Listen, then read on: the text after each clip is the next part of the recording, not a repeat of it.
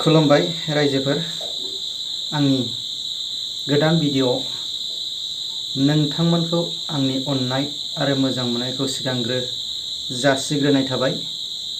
आङो मोनसे टपिकनि सायाव नोंथांमोननो शेयार खालामनो नागिरदों। बे टपिकआ जाहैबाय जोंनिनो जेनेबा आं बिमाय जायो एक्स एनडिएफबि सिगां 2000 एक्चुअली सामथिं आं एसे बावबाय। बिनि जेन थैनाया आङो न'खरनिफ्राय आङो बेखौ फटक दोननायखौ आङो मोनबोदों। आं बे फटक दोननायखौ आं नोंथांमोननो आङो स्क्रिनाव होगोन, नोंथांमोनहा नायलांबानो जाबाय आरोखि।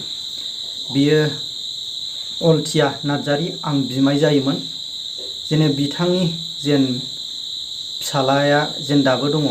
एक्चुअली बियो बिसोरो एक्स एनडिएफबि सार रन्जन दैमारि मोननि बे सेक्सननि बिसोर मानसि आरोखि। बे जेसेबांनाखि जोंनि ओरै सा ओनसोलाव शान्तिपुर, बियो अलथिया नार्जारिया शान्तिपुर, पिअ शान्तिपुर, डिस्ट्रिक्ट चिरां, गामिया सालगुरि। जे बिथांनि जेन मा रोखोम सिगां एनडिएफबि थानायाव मा रोखोम दैदेनबोआमोन आरो मा रोखोम मानसिमोन, आङो बेखौ एसे नोंथांमोननि सायाव शेयार खालामनो सानदों। नोंथांमोनहा भिडिअखौ फुरायैनो नायलांजोबबानो जाबाय। आङो बेखौ नोंथांमोननि सिगाङाव खावलायनाय थाबाय। भिडिअखौ फुरा नायजोबाबा नोंथांमोनहा बुजिया। भिडिअखौ नायालासिनो सोरबा डाइरेक्टलि स्किप खालामनानै कमेन्ट हरो। आङो बेखौनो सिगांग्रो नोंथांमोननि सिगाङाव आङो खावलायनाय थादों। मेन टपिकआव जोङो सावरायनोसै, नोंथांमोनहा भिडिअखौ फुरायै नायलांजोब। जेन बियो अलथिया नार्जारी जेन आमाया जेन सिगां समाव जोंनि ओरै सा ओनसोलाव जेसेबांनाखि भुटाननिफ्राय लानानै ओरैहाय उल्थापानि, सरलपारा गासैखौबो लानानै जे बिथाङा बैयाव जेनेबा जोंना थुक्राझार खायलाब आदामोन, बिसोरो सिगां बेसनि बिसोरो मानसिमोन। आं एक्चुअलि सामथिं माखासेखौ बावबाय। जोंना बि सावरायग्रा सारमोननिबो सिगां आरोखि बियो। ओमफ्राय एम बाथा सारमोननिबो बेयो एक्चुअलि आं बेखौ मिथियोब्ला एम बाथा सारमोननिबो समान ना सिगां जाखो खिन्थु अलथिया नार्जारी आमाया बियो सिगांग्रो एनडिएफबि जेन गठन खालायजेननायनिफ्रायनो बिसोरो दङ आरोखि ओरै सा ओनसोलाव। बिथाङा जेन सिगां एक्स एनडिएफबिफ्राबो माखासे जेन माबा सेसफायार लानानै जेन गबिन्दनिया सारनि सेसफायार लानानै थाबाय। सेसफायार लानानै थानायाव जेन'बा मोननै पार्टि जालायदों। जेन बे मोननै पार्टि गावस्रानाय सरखारजों जेन'बा सिलाइखौ गथायनानै दोनथ'दों। बे सिलाइखौ गथायनानै दोनथ'नायाव जेन भुटानाव खारनानै जेन थाहैदों। बेखौ गोबां सरखारनि तरफनिफ्राय जोंनि ओरै ओनसोलाव बेसेबांनाखि सा ओनसोल जेनेबा बर'नि बड'लेण्ड हालामावनो जोंना आर्मिफोर, इन्डिया सरकारा बर'नि जेन बिग्रायारिफोरखौ बै समाव 2010नि खोथा, 2010-9 बेयाव एक्चुअलि सामथिं आं बिनि थैनायखौ बावबाय। बेयाव लाबोनानै बै शान्तिपुरनि खावथं होननाय मोनसे जायगायाव बेखौ गावथारदों आरोखि। जेन बेखौ ओरैबायदि जादों, बिनि जेन गावथारनाया बेखौ गोबां समनिफ्रायनो जेन बेनि जेन हिनजाव दंमोन आनै गाबखलि होननाय, बेनियाव गोबां बेनि न'खराव थांनानै आर्मिफ्रा हरफामानि बेंहैयो, सानावबो थाङो हरावबो थाङो। बेबायदि गय बारि बागान थांनानै बेनि न'आव बेंनानै थाहैयोमोन आरोखि। अब्लाबो जेन'बा फिसायखौ जेन माब्रैबा बारग'यो बेखौ सम्बति मोनथिनानै एखमबा दोनखोमायोमोन।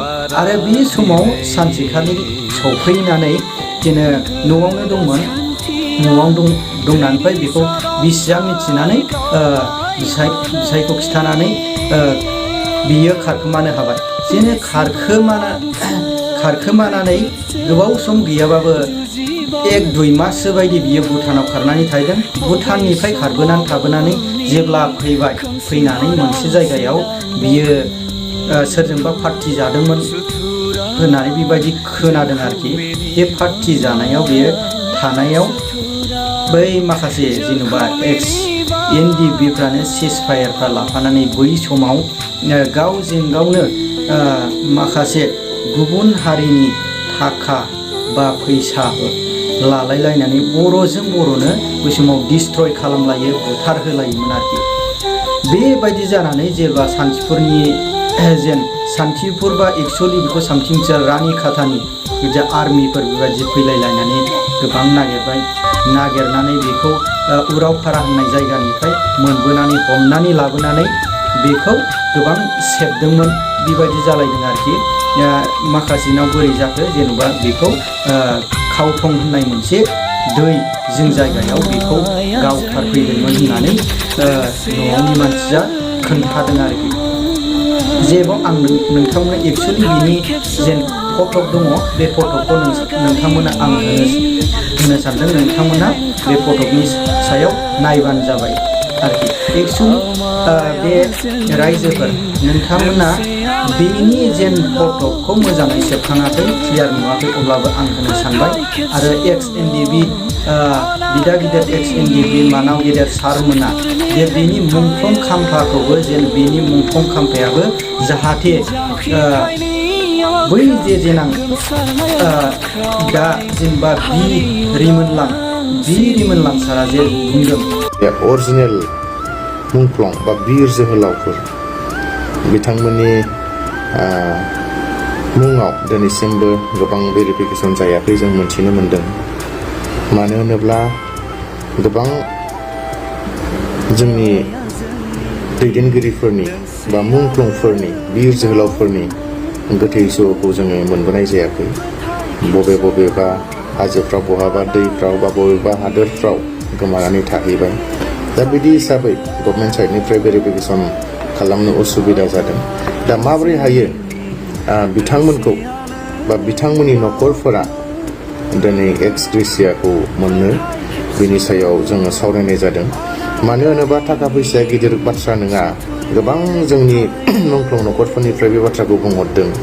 दिनै जों बुजि मोन्दों जे थाखा फैसाया गिदिर नङा, नाथाय जेब्ला मुंख्लं खाम्फा लुगोन बे समाव जोंनि आफामोननि बा जोंनि न'खरनि बा जोंनि बिर जोहोलावनि नामाबो जेन थायो, बिनि मुङैसो गभर्नमेन्टआ भेरिफिकेसन खालामनांगौ होननानै बिथांमोना जोंनिसिम फोरमायदों। जों थाखा फैसाखौ बारा नांजाया होननानै। जाहाथे बै मुंख्लं खाम्फायाव गाखोयो, आङो बेखौनो गुरैयै खावलायदों। जाहाथे बिसोर बिग्रायारि सिगांनि बिग्रायारि गठन खालामजेननाय बिसोर नङामोनबा माखासे जेन बिसोरबो बिग्रायखांनानै जेन बर'नि माखासे बड'लेण्ड बा बिटिआरआ जाफुंदों होननानै सानो। जाहाथे बिसोरनि मुंख्लं जे खाम्फायाव लिरगोन बिसोरनि नामाबो गाखोयो, आङो बेखौनो गुरैयै खावलायनाय थाबाय।